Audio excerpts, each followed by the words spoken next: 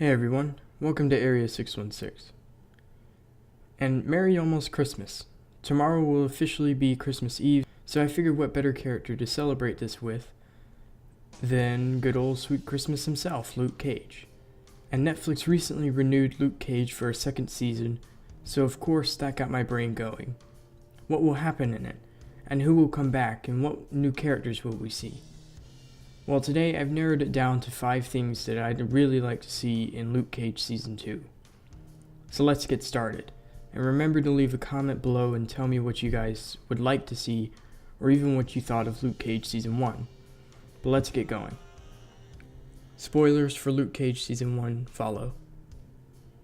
6. The Return of Diamondback. At the end of Luke Cage Season 1, Diamondback was visited by Dr. Noah Bernstein, the scientist who gave Luke his powers while he was in the hospital. It seems likely that Bernstein will keep Diamondback alive and maybe give him powers to rival Luke's. Number 5. The Hoodlums for Hire. In Luke Cage, there's a name that is mentioned a couple of times: Comanche. Comanche is a guy who went to Seagate along with Luke and Shades. In the comics, he was in a gang called the Rivals with Luke, still Carl's back then, and Shades, and of course Stryker. Like in the show, they went to Seagate but eventually broke out.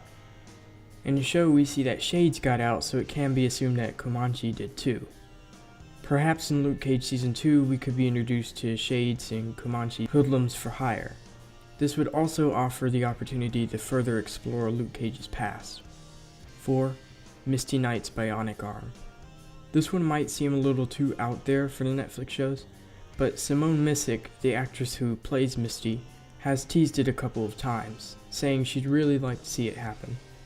And in Luke Cage Season 1, it looked like it might end up happening when Misty got shot in the arm, but it never did. And that's really just because it'd be hard to justify a bionic arm in the gritty, more realistic world the Netflix shows have established. Of course, we are about to see a Netflix series about a guy who gets magic glowing fist powers by killing a dragon with his bare hands, so it may not be too out there. But if they can make it work, I think it definitely needs to happen. The bionic arm is a really iconic part of Misty Knight's character in the comics, and I'd love to see it come to the MCU. 3. Nightshade. Tilda Johnson, also known as Nightshade, was raised in a poverty-stricken neighborhood, and though she had a great interest in science and biochemistry, she ended up in a life of crime by the time she was a teenager. Due to her brilliance in biochemistry, genetics, cybernetics, robotics, and physics, she has used all of this to help her enact her plans. In the comics, she also commands an army of wolves and has a potion that can control men.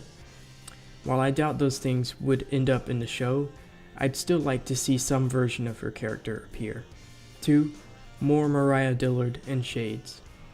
Mariah Dillard and Shades were both some of my favorite characters in Luke Cage. After Cottonmouth was killed halfway through by Mariah, she sort of became more of a villainous role, and Shades started to come more into the spotlight as well. And boy was it good. Cottonmouth was replaced by Diamondback, a villain a lot of fans didn't like, and while I agree that Cottonmouth was ultimately the more interesting villain, I still thought Diamondback was entertaining enough. But I really think a large portion of the void Cottonmouth left was filled by Mariah. I just really enjoyed her as a villain, and I'd like to see more of her. And of course Shades was fantastic as well. I'd really like to learn more about his character in the future. And number 1, Heroes for Hire. By the time Season 2 of Luke Cage comes around, we'll have seen not just Iron Fist, but the Defenders as well. And being as how Chio Hoderi Coker, Luke Cage's showrunner, has said he'd like to do the Heroes for Hire in a second season, maybe the time has finally come for Power Man and Iron Fist to make their MCU debut. They currently have a series running in the comics, and it's awesome. I doubt I'm the only person who really wants to see these two team up for real in Season 2.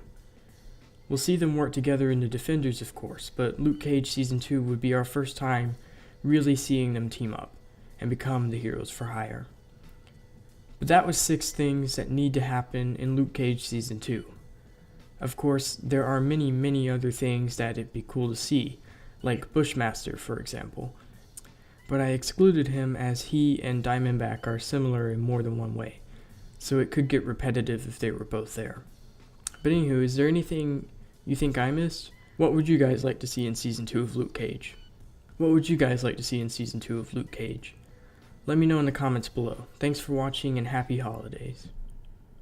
Sweet Christmas.